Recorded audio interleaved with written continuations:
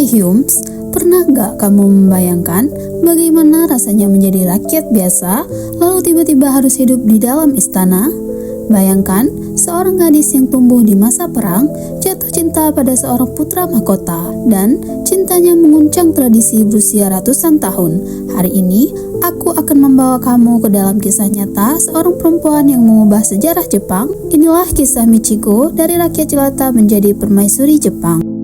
Michiko Shoda lahir pada 20 Oktober 1934 di Tokyo. Ia bukan berasal dari keluarga sembarangan. Ayahnya adalah presiden perusahaan besar penggilingan tepung Nissin Flour Milling Company. Keluarganya kaya, terdidik, dan terpandang. Namun, takdirnya tidak dimulai dalam kemewahan yang tenang. Saat Perang Dunia Kedua menguncang Jepang, Tokyo dibombardir oleh Amerika Serikat. Michiko kecil harus meninggalkan sekolahnya. Ia berpindah-pindah tempat tinggal ke Kanagawa, Gunma, hingga Nagano demi keselamatan. Di masa kecilnya yang penuh ketidakpastian itu, ia belajar tentang ketahanan hidup. Sejak kecil, Michiko dididik dengan sangat disiplin. Ia belajar bahasa Inggris, piano, melukis, memasak, hingga kudo, seni menghargai aroma dupa tradisional Jepang. Ia tumbuh sebagai perempuan yang anggun, cerdas, dan berwawasan barat sekaligus timur. Tahun 1957, ia lulus summa cum laude dari Universitas Hati Kudus dengan gelar sastra Inggris. Ia bahkan sempat mengambil kursus di Harvard dan Oxford. Ia adalah gambaran perempuan modern Jepang. Namun, tak ada yang menyangka hidupnya akan berubah total di sebuah lapangan tenis.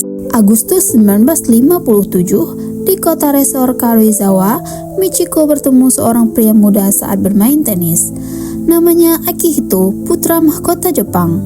Pertemuan itu sederhana, tak ada istana, tak ada protokol kerajaan, hanya dua anak muda yang bermain tenis.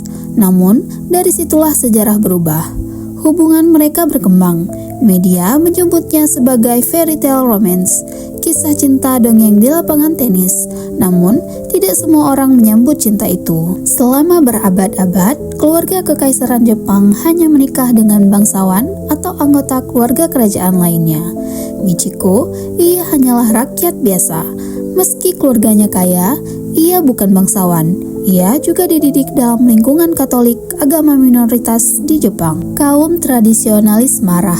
Penulis terkenal Mishima Yukio bahkan mengkritik pernikahan ini, menyebutnya akan merusak kewibawaan kekaisaran. Bahkan, kabarnya ibu Akihito sendiri, Permaisuri Kojun, tidak menyetujui hubungan tersebut. Tekanan datang dari berbagai arah. Namun, untuk pertama kalinya dalam sejarah modern Jepang, suara rakyat lebih kuat dari tradisi. Masyarakat Jepang mendukung mereka. Bagi rakyat, Michiko adalah simbol modernisasi dan demokrasi. Ia adalah bukti bahwa cinta bisa menembus tembok istana. Dan pada 10 April 1959, pernikahan mereka digelar. Lebih dari 5.000 orang memenuhi jalanan Tokyo sepanjang 8,8 km. 15 juta orang menyaksikan di televisi. Untuk pertama kalinya, pernikahan keluarga kekaisaran disiarkan secara langsung. Jepang menyaksikan lahirnya era baru. Michiko menjadi putri mahkota, namun kehidupannya tidaklah mudah. Di balik kemewahan istana, ia menghadapi tekanan luar biasa. Ia memiliki 3 anak, Naruhito, Fumihito, dan Sayako. Berbeda dari tradisi lama yang memisahkan anak-anak kekaisaran dari orang tua mereka, Michiko dan Akihito memilih membesarkan anak-anak mereka sendiri. Michiko bahkan menyusui anak-anaknya secara langsung.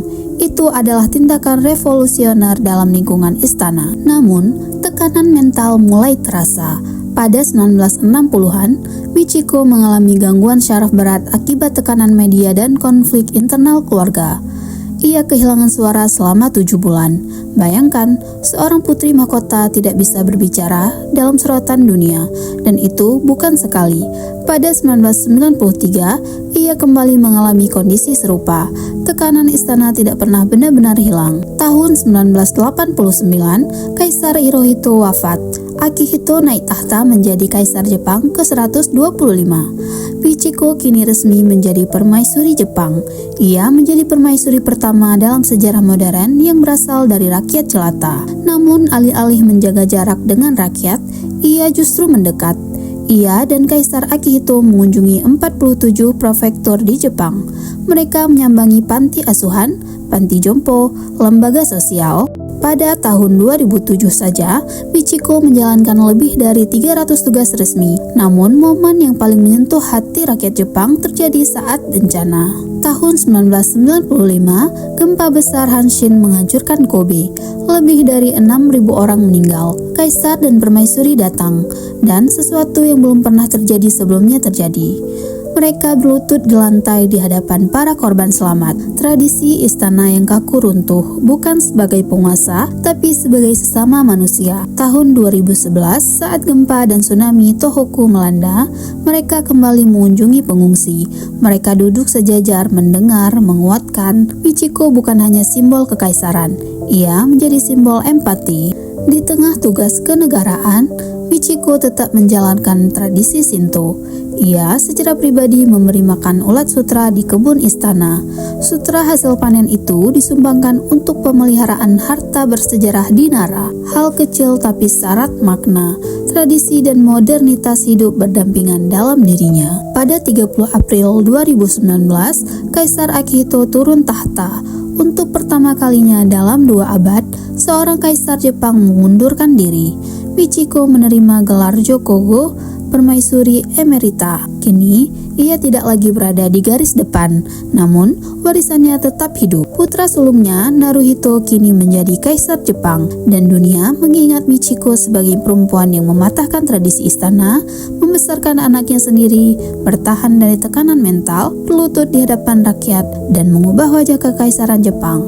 Kisah Michiko bukan hanya tentang menjadi permaisuri. Ini adalah kisah tentang seorang perempuan yang memasuki dunia yang tidak menginginkannya, namun akhirnya mengubah dunia itu selamanya.